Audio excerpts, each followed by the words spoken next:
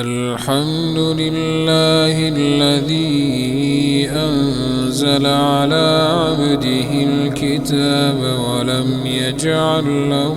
عوجا قيما لينذر بأسا شديدا من لدنه ويبشر المؤمنين الذين يعملون الصالحات أن لهم أجرا حسنا ماكثين فيه أبدا وينذر الذين قالوا اتخذ الله ولدا ما لهم به من علم ولا لآبائهم كبرت كلمة تخرج من أفواههم إن يقولون إلا كذبا فلعلك باخع نفسك على آثارهم إن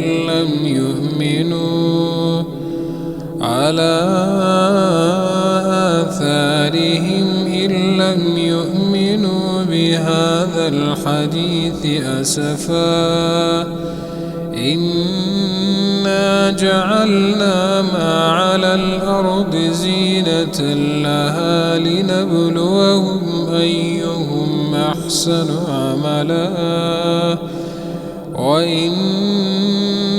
لجاعلون ما عليها صعيدا جرزا أم حسبت أن أصحاب الكهف والرقيم كانوا من آياتنا عجبا إذ أوى الفتية إلى الكهف فقالوا ربنا آتنا من لدنك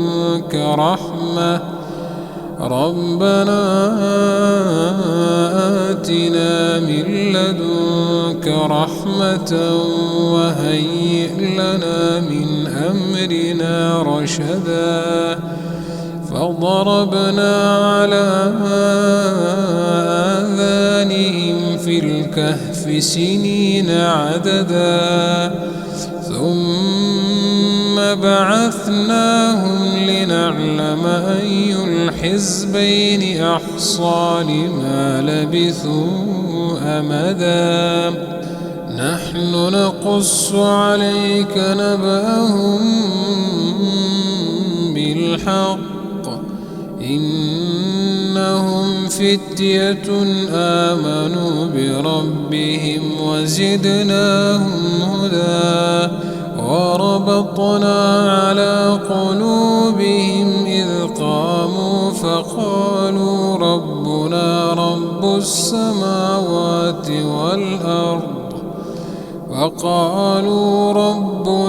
رب السماوات والأرض لن ندعو من دونه إلها لقد قلنا إذا شططا هؤلاء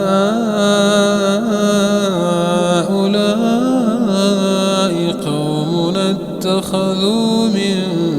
دونه آلهة لولا يأتون عليهم بسلطان بين فمن أظلم ممن افترى على الله كذبا وإذ اعتزلتموهم وما يعبدون إلا الله فأووا إلى الكهف ينشر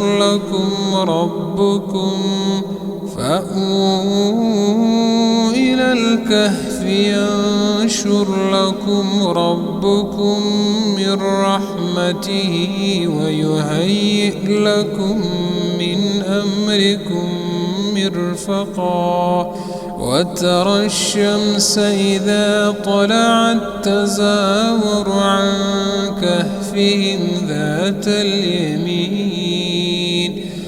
وإذا غربت تقرضهم ذات الشمال وهم في فجوة منه ذلك من آيات الله من